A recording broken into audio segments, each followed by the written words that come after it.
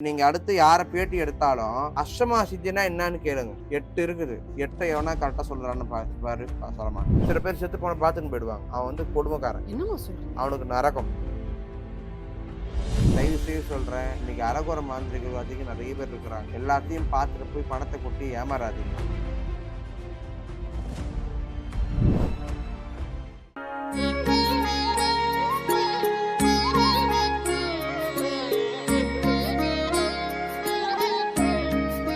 வணக்கம் மக்களே, ஸ்ரீ வராகி டிவி நேயர்களுக்கு அன்பார்ந்த வணக்கம். ஸோ இப்போ பார்த்தீங்கன்னா நான் அடையார்ல இருக்கேன்.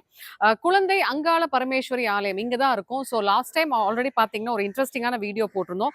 நம்ம கூட ரேணுகா தேவி அம்மா நிறைய விஷயங்கள் பகிர்ந்துக்கிட்டாங்க. அது மக்களுக்கு ரொம்பவே பயனுள்ளதா இருந்தது. ஸோ அந்த வகையில் இன்னைக்கு நம்ம இந்த கோவிலுக்கு வந்திருக்கோம். நம்ம கூட ரேணுகா அம்மா இருக்காங்க. ஸோ வசியத்தை பற்றி நிறைய விஷயங்கள் பார்க்க போகிறோம். அது மட்டும் இல்லைங்க, சில சிறப்பு பரிகாரங்கள் பற்றியும் அம்மா நிறைய நம்ம கிட்ட சொல்ல போறாங்க. வாங்க பார்க்கலாம். வணக்கம்மா. வணக்கம். ஏம்மா இப்போ மூலிகையில வந்து நெறைய மகத்துவம் இருக்கு. அது உண்மதான். நெறைய நோய்கள குணப்படுத்தும். இப்ப நீங்க சொல்ற மாரி ஆமா. நெறைய விஷயங்கள நம்ம கட்டுப்பாட்டுக்கு கொண்டு வரலாம். இந்த மூலிகையில வந்து நெறைய வகை இருக்கு வசியத்துக்கு அப்டின்றீங்கல்ல. அத காப்பு கட்டி எடுக்கிறதுன்னு ஒரு முறை இருக்குன்றீங்க. அது என்னது அது? அதாவதுமா நீ நீ நீ ஒருத்தர் 2 பேரா? ஒருத்தர் தான். எப்படி ஒருத்தர் நீ? நான் ஒருத்தர் தானே. எப்படி ஒருத்தர்? நீ 2 பேர். எப்டிம்மா? செத்ததுக்கு அப்புறம் வெளியே போறல்ல. ஆ. அப்ப அது யாரு? நீ யாரு? இது உடல், அது உயிர். அதே மாதிரிதான் மூலிகையில செடியா நம்ம கண்ணுக்கு தெரியுறது உடல். ஆ. மூலிகைக்குள்ள மறைந்து இருக்கிறது உயிர். அது மாந்திரிகம். ஓ! மாந்திரிக சக்தி, வசிய சக்தி, இந்த சக்தி அந்த சக்தின்றாங்கல்ல. மூலிகைக்குள்ள உயிரா இருக்கிறது அந்த சக்தி.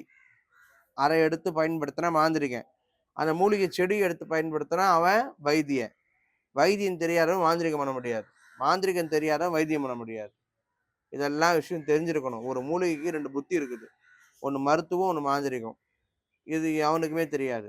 இது காப்பு ஏன்டா கட்டுறான்னா, அந்த உயிர் அதிலே நிக்கணும். எங்கேயும் போயிடக்கூடாது. அந்த சக்தி வேர் சக்தி விட்டு இறங்கி போயிடக்கூடாது. அந்த மூலிகையில வேர் சக்தி விட்டு இறங்கி போயிடக்கூடாதுன்னு சொல்லி காப்பு கட்டி, அந்த மூலிகைக்கு காவல் இருக்கக்கூடிய துஷ்ட சக்திகளை விரட்டுறதுக்கு. ம்ஹ்ம். ஒவ்வொரு மூலிகைக்கும் சாபம் இருக்கும். என்ன சாபம் இருக்கும்? ஏதாவது சித்தர்கள் சாபம் விட்டு போயிருப்பாங்க. ஓ! நீ வந்து கெட்டவங்க பயன்படுத்தக்கூடாதுன்னு சொல்லிட்டு சித்தர்கள் வந்து சாபம் கொடுத்துட்டு போயிருப்பாங்க. உன்னை வந்து இப்படி புடுங்கனா, காப்பு கட்டாம புடுங்கனா, உனக்கு வந்து நீ வேலை செய்யக்கூடாது. அப்படி வேலை செஞ்சா நீ வந்து பூமியில பொழைக்க மாட்ட, வரமாட்டேன்னு சாபம் கொடுத்துருப்பாங்க. ஆனா ஆனைமுகன் சாபம் ஆதி ஆதி ஆனைமுகனே போற்றி.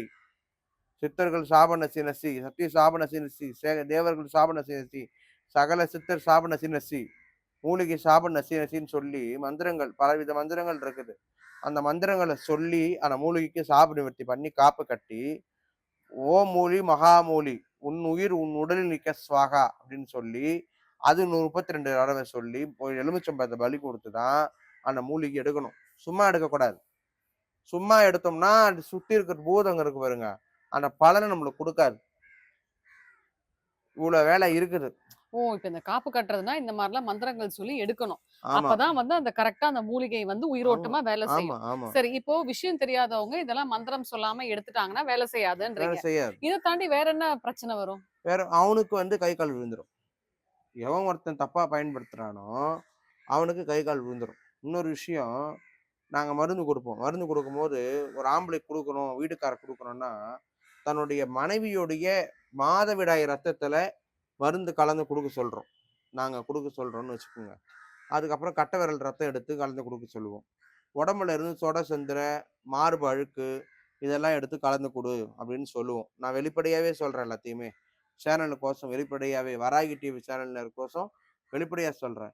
இதெல்லாம் நாங்க குடுக்க சொல்லுவோம். குடுக்க சொல்லி சில விஷயங்கள்லாம் சொல்லுவோம். இப்படி குடுத்துட்டோம் அப்படின்னா அவன் அடிமை. ம். இப்படி குடுத்துட்டோம்னா அவன் அடிமை. ஆனா இதையே தவிர அடுத்த கணவனுக்கு எந்த பெண் செய்றாளோ, அந்த பெண்ணுக்கு தீராத வியாதி வருமாம். என்னை ஏமாத்தி கொண்டு போய் உதாரணமா நல்ல மாந்திரிகர்கிட்ட இருந்து நல்ல மருத்துவம் வாங்கின்னு போயிட்டு, தப்பான ஒரு சின்ன பையனுக்கு குடுத்து பணம் சம்பாதிக்கிறதுக்கோ, எதுக்கோ ஒரு பெண் பயன்படுத்துறான்னா, அவளுக்கு தீராத பெருவியாதி வருமாம். உதிரப்போக்கு ஏற்படுமாம். உதிரப்போக்கு தீராத நிக்காத ஆ. உதிரப்போக்கு ஏற்படுமா. இந்த மாதிரிலாம் சித்தர்கள் வந்து சாபம் குடுத்துட்டு போயிருக்கிறாங்க. நான் ஒரு புக் எழுதுவேன். இந்த புக் என் அனுமதி இல்லாம எவன் படிக்கிறானோ, இந்த மந்திரத்தை எவன் பயன்படுத்துறானோ அவனுக்கு அது பலிக்க கூடாதுன்னு அதுக்கு ஒரு 1,00,000 வாட்டி சாபம் கொடுத்துருப்பேன். புரியுதா? இப்போ சித்தர்கள் வந்து சும்மா முட்டாள் கிடையாது. அவங்க எல்லாம் மகான்கள். ஒரு புக்க எழுதி, மந்திரத்தை எழுதி, தான் கஷ்டப்பட்டு கத்த பாடத்த எல்லாத்தையும் எழுதி வச்சுட்டு, அவன் என்ன சொல்லிட்டு போயிருப்பான், அந்த புக்குக்கு ஒரு சாவி குடுத்துருப்பான். நம்ப நம்ம பூட்டு சாவி குடுக்குறோம்ல, அந்த மாரி சித்தர் என்ன பண்ணியிருப்பாருன்னா, ஒரு சாவி குடுத்துருப்பாரு. இந்த மந்திரத்த சொன்னா மட்டும் தான், என் வழியில வந்த என் சிஷ்யர்கள் மட்டும் தான் இந்த புக்க தொறக்கணும். வேற யார் வந்தாலும் இது பலிக்கக்கூடாது அப்படின்னு சொல்லி அவருக்கு அதுக்கு ஒரு சாபம் குடுத்துருப்பாரு. அந்த குரு பரம்பரையில பொறந்தவங்க போய் அந்த மந்திரத்த எடுத்து அடுத்தவங்களுக்கு பாடம் பண்ணா தான் அது பலிக்கும். இதெல்லாம் விஷயம் தெரியாது. கேட்டா அவன் மாந்திரீகன். ம். இந்த ஹாரர் ஸ்டோரி சினிமால வர மாதிரி இருக்கு நீங்க சொல்றதெல்லாம். உண்மைம்மா இதெல்லாம் இருக்கு. நான் நல்லா சொல்றேன் கேட்டுக்கங்க. பேக்கிரவுண்ட் என்னன்னு பாருங்க. பேக்கிரவுண்ட் என்ன பாருங்க. முதல்ல சாமியார்ன்னு எத நம்பி போறீங்க? உங்க வாழ்க்கை பிரச்சனை தீர்க்கறதுக்கு போறீங்க. ஒரு சொந்த இடத்துல கோயில் வச்சிருக்க மாட்றாங்க. கரெக்ட். சொந்த இடத்துல கோயில் வச்சிருக்க மாட்றாங்க. ஊராமுட்ட இடத்துல கோயில் வச்சுட்டு இருக்கிறாங்க. கோயில்னா இது மாரி ஆகம விதிப்படி கட்டுன கோயில் இருக்கணுங்க. சித்தர்கள் வீட்ல ஒரு மையம் இருக்கிற மிஷின் இருக்கணும். இந்த காலகட்டத்துக்கு மிஷின் வேணும். ஏன்னா கையில அரைக்க முடியாது. அந்த மிஷினோட விலை என்னன்னு தெரியுமா? இன்னைக்கு 3,00,000. அப்பா! அது அது எப்படி செய்யணும்? அத எப்படி அரைக்கணும்? எப்படி எடுக்கணும்ன்றது தெரியணும். பக்குவம் தெரியணும். மூலிகை பக்குவம் தெரியணும். என்னன்னா மூலிகை எடைய அளக்கிற மிஷினே வந்து 12 மிஷின் இருக்குது. இதெல்லாமே வந்து செஞ்சா மட்டும் தான் அவன் சித்தன். சித்தனாக முடியும். சாகாம இருக்க மருந்து சாப்பிடணும். செத்து போறதுக்கு மருந்து சாப்பிடக்கூடாது. சித்தர்கள் வாழறாங்களா இல்லையா? இவ்வளோ காலம் இருந்து. அத ஒத்துக்கிறீங்கல்ல? ஆமா, ஆமா. அப்ப அவங்க காயகல்பம் சாப்பிட்டுருக்கிறாங்க. காயகல்பம் எவன் ஒருத்தன் சாப்பிடுறானோ, அவன் தான் மாந்திரிகன், அவன் தான் சித்தன், அவனுக்கு தான் சகலமும் தெரியும். காயகல்ப மூலிகை ஒருத்தனுக்கு கூட தெரியாது. காயகல்பம்ன்றது இந்த சில ஆயுர்வேத கடைகள்லாம் இருக்கே அதுவாம்மா? காயகற்பம்ன்றது காயகற்ப மூலிகையில சிலத எடுத்து மட்டும் அவங்க அது மாரி போடுறாங்க. ஆனா அதுக்கு நெறைய ப்ராசஸ் இருக்குது. நெறைய வழிமுறைகள் இருக்குது. சுழிமுனையெல்லாம் தொறக்கணும், அப்பா! மண்டையெல்லாம் தொறக்கணும் அப்டின்னா நெறைய விஷயம். மரணம் வரும். ஞானிக்கு மரணம் வரும். எப்படி வரும்னா, இந்த கபாலம் வெடிச்சு வரும். ம். கண்ணால, மூக்கால, வாயால, யூரின் மோஷன் போற வழியால உயிர் போகக்கூடாது. மண்டை வெடிச்சு போனா அவன் ஞானி, சித்தன். கண்ணால போனா அவன் ஓரளவுக்கு நல்லவன். மூக்கால போனா அவன் சாதாரண ஒரு மனுஷன், பாவம் பண்ணவன். வாயால போனா அடுத்தவன பேசியே கெடுத்தவன். யூரின் போற வழியால, மோஷன் போற வழியால போனா அவன மாரி ஒரு கொடும்பாவி எவனுமே கிடையாது. சில பேர் செத்து போனா பார்த்துன்னு போயிடுவாங்க. ஆமா. அவன் வந்து கொடுமைக்காரன். என்னம்மா சொல்றீங்க? அவனுக்கு நரகம். இதெல்லாம் சித்தர்கள் எழுதி வச்சுட்டு போயிட்டாங்க ஆமா. அன்னைக்கே. சில பேரு செத்த உடனே அந்த லைட்டா டாய்லெட் போயிடுறாங்க. இதெல்லாம் வந்து அன்னைக்கு சித்தர்கள் சொல்லிட்டு போயிட்டான். நான் சொல்லல. ஓகே. இப்ப செத்த உடனே யூரின் போனா? அதேதான். பாவம். யூரின் வழியா அவனுக்கு போய்க்குது. யூரின் போற வழியா உயிர் போயிருக்குது. அப்ப இந்த அதான் நடக்குது. ஹார்ட் அட்டாக் அப்படிலாம் சொல்றாங்களேம்மா, அதெல்லாம்? ஹார்ட் அட்டாக் வந்தாலும் கண்ண தொறந்துன்னு போவோம், வாய தொறந்துன்னு போவோம். ஆ. ஹார்ட் வழியா போவாது. சில பேர் பார்த்திருக்கிற கண்ண தொறந்துன்னே உயிர் போயிடும். ஆமா, சில பேர் வாய தொறந்துன்னே உயிர் போயிடும். ஆமா. அப்படிதான் உயிர் போகும். ஹார்ட் வழியா ஒரு ஆக்சிடென்ட் ஆயி எப்படி ஆக்சிடென்ட் ஆனாலும், விஷம் குடிச்சாலும், தூக்கு மாட்டிக்கினாலும், எப்படி பண்ணாலும் கண், மூக்கு, வாய், கபாலம், மலஜலம் போற வழியா தான் உயிர் போணும். வேற ஹோல்ஸ்ல போறதுக்கு வழியே கிடையாது. உடல விட்டு உயிர் போணும்னா. இதுல பல விஷயங்கள் இருக்குது. எந்த ஒரு மாந்திரிகருமே தயவு செய்து சொல்றேன், இன்னைக்கு அரகுர மாந்திரிகர்கள் அதிகம் நெறைய பேர் இருக்கிறாங்க. எல்லாத்தையும் பார்த்துட்டு போய் பணத்த கொட்டி ஏமாறாதீங்க. அவங்க பின்னாடி யாரு, என்ன, எவரு, எத்தன வருஷமா அவங்க பூஜை பண்றாங்க, எத்தன வருஷமா அவங்க அந்த மாந்திரீக வாழ்க்கையில இருக்கிறாங்க, எத்தன வருஷமா அவங்க மாந்திரீகம் தெரியும், மருத்துவம் தெரியும்ன்றத விவரமா கேட்டு தெரிஞ்சுக்கின்னு, அதுக்கப்புறம் போய் பணத்த கொட்டுங்க. மாந்திரிகரை நம்புங்க. நெறைய விஷயம் நான் ஒரு விஷயம் பொதுவா கேள்விப்படுறேன்ம்மா. இந்த விஷயம் சொல்லலாமான்னு தெரியல. சொல்லுங்கம்மா. ஒரு முஸ்லிம் ஆண் நபர், பாய். அந்த அம்மாகிட்ட போயி ஒரு கள்ள தொடர்புல இருக்கிற ஒரு பொண்ணு போயி, எனக்கு இன்னொரு புருஷன் இருக்கிறான். அவன வசியம் பண்ணி குடுக்கணும்னு கேட்டிருக்குது. அதுக்கு நீ என் கூட வந்து தப்பா இருக்கணும்னு பாய் ம். கூப்பிட்டுருக்கான். அது மாரி எல்லா நெறைய பேரு. டீட்டெயிலும் வந்து வாங்கிட்டு, உன் புருஷன்ட்ட சொல்லிடுவேன். நீ இப்படி என் கூட இல்லன்னா உன் புருஷன்னு இப்படிலாம் மிரட்டி பெண்கள வந்து கொடுமை பண்றாங்க. இதெல்லாம் நடக்குது. அதனால தான் சொல்லி இதெல்லாம் பார்த்துட்டு மக்கள் உஷாரா இருங்க. தயவு செஞ்சு சொல்றேன். கெட்டு நொந்து போவாதீங்க. உஷாரா இருங்க. நெறைய தவறுகள் நடக்குது. இப்போ நீங்க சொல்றீங்கல்லம்மா, உயிர் போறதுக்கு கூட வந்து ஒரு சில காரணங்கள் இருக்குன்னு. ஆமா. சில பேர் அகால மரணம், ஆக்சிடென்ட்ல போயிடுவாங்க. அதெல்லாம் எதம்மா குறிக்கும்? அகால மரணம் அவன் பாவம் பண்ணவன். அவன் பேயா அலையணும்னு விதி இருக்குது. Train accident, car accident, flight accident, bike accident இதெல்லாம் வந்து அவன் பேயா அலைவான். சொர்க்கத்துக்கு போயிட மாட்டான். சில பேரு இத விட கொடும, உயிரோட இருப்பாங்க, ஆக்சிடென்ட் ஆயிடும். பட்டுன்னு உயிர் போனா கூட நிம்மதின்னு சொல்லிடலாம். கை, கால் டக்குன்னு போயிடுமா? அது எதும்மா? அவன் பண்ண பாவம். அவன் பண்ண பாவம். குழந்தை பிறந்த உடனே இறந்து போகுது. அப்ப அது என்ன பாவம் வந்துச்சுன்னு கேட்பான். அது ஒண்ணும் பண்ணலையேம்மா. ரைட்டா? நீங்க கேட்கிற கேள்வி வந்து நான் சொல்றேன். குழந்தை பிறந்தது இறந்து போயிடுது. அது என்ன பாவம் வந்துச்சுன்னு கேட்பாங்க. அது பாவம் பண்ணல. அதோட விதி பாவம். அதோட முற்பலன் கோசம் அது பிறவி எடுக்குது. ம். எப்படி?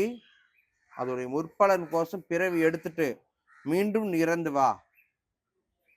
இது பிறவி எடுக்கணும்னு விதி இருக்குது. அந்த கர்மா ஒரு நாள் நீ பூமியில மனுஷனா வாழணும்னு விதிக்குது. ஒரு நாள் பிறந்து வா போய். போய் கருவுல ஜனிச்சு இத்தனை நாள் ஒரு பெண்ணுடைய வயித்துல இருந்துட்டு வெளியே வா. அப்படின்னா பாவம், அதெல்லாம் சாபம், அதெல்லாம் இருக்குது. செத்தவங்களுக்கு உடைக்கிற தேங்காய் அதுல மந்திரம் பண்ணலாம். ம். செத்தவங்களுக்கு வைக்கிற வாழைப்பழத்துல மந்திரம் பண்ணலாம். செத்தவங்களை எரிக்கும் போது ஒரு கொழுப்பு வெளியே வரும். அதை எடுத்து வச்சுக்கின்னு அது அதுல ஒரு மை செய்வாங்க. அதெல்லாம் சத்துரு வித்தை, கரு வித்தை. இதெல்லாம் ம். என் குருநாதர் வந்து சொல்லியிருக்கிறாரு. ஆனா அதெல்லாம் கை வைக்கிற எவனுக்கும் லட்சுமி கடாட்சம் இருக்காது. இன்னைக்கு எவன் ஒருத்தன் சுடுகாட்டுக்கு போய் பூஜை பண்றவனும் கிடையாது. யார் ஒருத்தரும் போய் மந்திரம் பண்றவனும் கிடையாது. கோடி முறையில ஒரு மந்திரத்தை சொல்றாங்க. சொல்லுடானா அவன் சொல்ல மாட்டான். இது மந்திரமே தெரியலையே! ம். சொல்லுடானா சொல்ல மாட்டான். கேட்டா மந்திரவாதின்றான். ஒரு பெரம்பு, ஒரு கூடை, ஒரு கபால் இருந்துட்டா அவன் சாமியார் கிடையாது. அவன் மந்திரவாதி கிடையாது. தெய்வத்துக்கோசம் தன்னை அர்ப்பணிக்கணும். மாந்திரிகத்துக்கோசம் தன்னை அர்ப்பணிக்கணும். மாந்திரிகம் என்பது 64 கலைகள்ல ஒரு கலை. நல்லா நீங்க அடுத்து யார பேட்டி எடுத்தாலும் அஷ்டமா சித்தினா என்னன்னு கேளுங்க. அஷ்டமா சித்தி. ம். அஷ்டமா சித்தினா என்னன்னு கேளுங்க. அஷ்டம சித்தினா என்னன்னு கேளுங்க. வசியம், பேதனம், உச்சாடனம், ஆக்ரோஷனம், புரியுதுங்களா? இந்த மாதிரி பாடங்கள் இருக்குது. இது எல்லாமே சேர்ந்ததுதான் அஷ்டமா சித்தி. அஷ்டமா சித்தி. 4 சொல்லிட்டேன். 4 இருக்குது. மாறானம், கிரானம் அது எல்லாமே இருக்குது. அதாவது எதுக்கு சொல்லலாம், இதை பார்த்து ஒருத்தர் சொல்லுவான் நானும் ஜாமியார்னு. 8 இருக்குது. 8 எவனா கரெக்டா சொல்றான்னு பாரு, சொல்ல மாட்டான். அதுல இப்ப நீங்க சொன்ன மாரி தகுடு வசியம்லாம் வேற சொல்றாங்களேம்மா. இது என்னம்மா இது தகுடு வசியம்? இது சும்மா அவன் கலப்பி விடுறதுதான். நெய்யில கலந்து நான் வசியம் பண்ணி கொடுப்பேன். சர்க்கரையில கலந்து வசியம் பண்ணி கொடுக்க முடியும். தேங்காயில வசியம் பண்ணி கொடுக்க முடியும். அரிசியில வசியம் பண்ணி கொடுக்க முடியும். முட்டையில வசியம் பண்ணி கொடுக்க முடியும். உடம்புல இருந்து பால் எடுத்து அழுக்கு எடுத்து வசியம் பண்ணி கொடுக்க முடியும். இதெல்லாம் நிறைய விஷயங்கள் இருக்குமா. அதாவது சொல்ல போனா கொஞ்சம் அசிங்கமா இருக்கும். ஒரு கலவி விஷயங்கள்லாம் பேச வேண்டியது வரும். அப்படிலாம் வந்தாதான் அந்த வசியத்தை வந்து கம்ப்ளீட் பண்ண முடியும். ஒருத்தனுக்குள்ள ஒருத்தனை ஒரு இன்ட்ரெஸ்ட் வர வைக்க ம். முடியும். அதாவது வந்து உடல் அளவுல சேர்றது வேற, மனதளவுல சேர்றது வேற. இன்னைக்கு நடக்கக்கூடிய கணவன் மனைவிக்குள் நடக்கக்கூடிய உடல் உறவு எல்லாமே உடல் அளவுல தான் நடக்குது. ஃபேக்கு. மனதளவுல நடக்கல. மனதளவுல நடந்தா அந்த வாழ்க்கை வந்து இனிமையா இருக்கும். உடல் அளவோடு முடிஞ்சு போச்சுன்னா அந்த வாழ்க்கை வந்து இனிமையான வாழ்க்கை கிடையாது. தகடு வசியம். தகடு வசியம் அப்படின்றது வந்து எப்படி சொல்றாங்கன்னே ஒன்றும் புரியல. ஏன்னா எந்த வசியம் பண்ணாலும் தகட்டுல பேர் எழுதணும். ஓ! தகட்டுல சக்கரை எழுதணும். இவங்க வந்து இவங்களாவே ஒரு பேர் வைக்கிறாங்க. மாந்திரிகர்கள் வராங்களே, இவங்களாவே ஒரு பேர் வைக்கிறாங்க. இவங்க இஷ்டத்துக்கு ஒரு பேர் வைக்கிறாங்க. தகடு வசியம். என்னென்னமோ வசியம் சொல்றாங்க. அதுல பண்ணுவேன், இதுல பண்ணுவேன். அப்படி இப்படின்னு சொல்லிட்டு. அப்படிலாம் கிடையாது. ஒரு வசியம் பண்ணணும், ஒரு பூஜை பண்ணணும்னா தகடு தேவை, மை தேவை, எலுமிச்சம்பழம் தேவை. பல விஷயம் பொருட்கள் தேவை. ம். கண்டிப்பா தேவை. இது ம். இல்லாம இப்ப சில விஷயங்கள் செய்ய முடியாது. ம்ஹ்ம். தகுடு வசியம் அப்படின்னு ஒண்ணு கிடையவே கிடையாது. தகுடு வசியம்னு ஒண்ணு கிடையாது. ஆனா வசியத்துக்கு தகுடு தேவையான்னு கேட்டா கண்டிப்பா தேவை. 100க்கு 100% தகுடு தேவை. வேற என்னென்ன பொருள்மா இந்த வசியத்துக்கு தேவைப்படும்?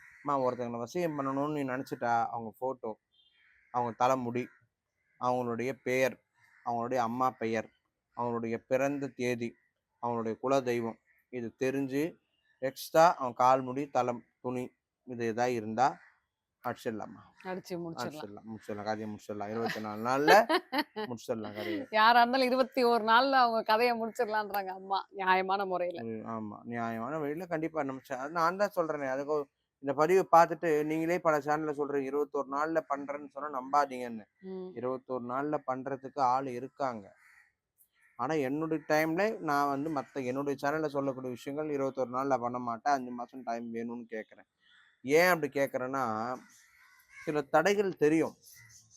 அந்த தடைகள உடைத்துட்டு பண்ணணும். ம். அவங்க மாந்திரீக கட்டுக்குள்ள இருப்பாங்க. வேற ஏதாவது இடத்துல பார்ப்பாங்க. அவங்க சேஃபா இருப்பாங்க. அதெல்லாம் உடைச்சிட்டு பண்ணணும். ஆனா பண்ணலாம்.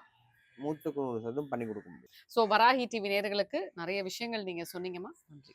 வராகி டிவி நேயர்கள் வந்து நெறைய வாய்ப்புகள் எனக்கு குடுத்துட்டு இருக்கிறாங்க. நெறைய விஷயங்கள் வந்து பகிர்ந்துட்டு இருக்கிறேன். அந்த மக்களும் நல்லா இருக்கணும். வராகி டிவியுடைய நிர்வாகிகள் நல்லா இருக்கணும்னு எல்லாம் வல்ல என் தேவி அங்காள பரமேஸ்வரியை வேண்டி நன்றி, வணக்கம்.